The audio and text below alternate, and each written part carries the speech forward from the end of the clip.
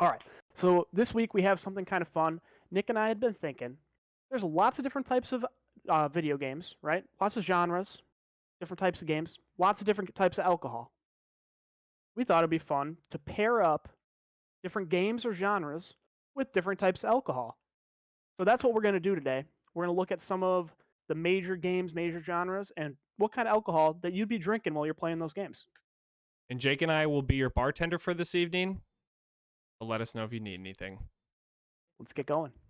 So first off, we've got nice, relaxing RPG games like Cyberpunk, like Mass Effect, maybe even like a Fallout. Games where you have a lot of conversation. It's kind of like watching a movie. So I think what pairs nicely with this type of game would be a nice red wine, maybe a cab, maybe a Merlot.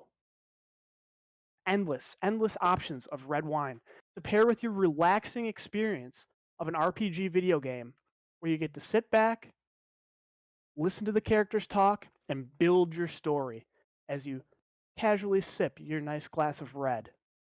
Next, we have games where you actually have to get up and go outside, like Pokemon Go, Ingress, Wizards Unite, mobile games that make you get up off your couch and go walk around outside. And at this time of year, in the winter, when it's cold out, in Wisconsin at least, and you still, you got to go out and you got to grind, you got to play your game, you need a nice shot of whiskey. Shot of whiskey sits in your belly, warms you up, keeps you nice and toasty in your winter coat as you're walking around catching your Pokemon, spinning your Pokeballs around. Nick and I specifically have some experience with this for Pokemon Go community days, walking back to his house, taking shots of whiskey, getting back out there playing Pokemon.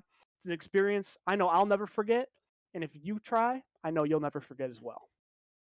So that's why Pokemon Go pairs perfectly with a few shots of whiskey. You gotta have more than one, right? Next, we have the games that really just ruffle your feathers.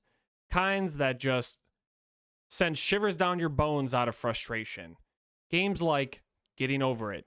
Games like I Want to Be the Baushi. We all know those games. The world's hardest game? Well, for these games in particular, you're going to want to pair it with a nice, refreshing bottle of Everclear.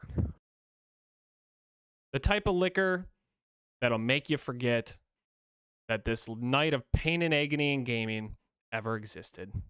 Yeah, absolutely. Mm-hmm. Well said. Next, we got games like Fall Guys, Roblox, maybe a little bit of Minecraft.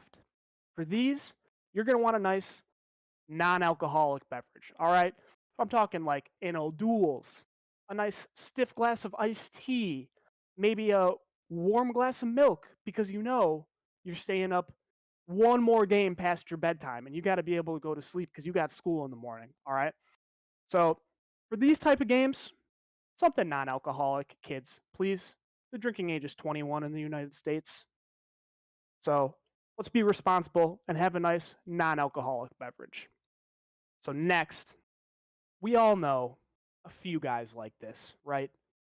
That only play sports games.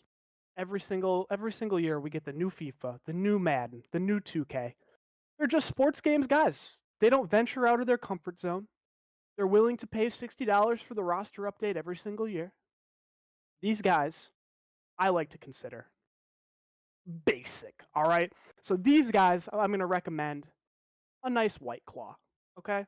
You're going to sit down, you're going to spend $120 on your My Team packs, and you're going to have a nice basic beverage to go with your roster update.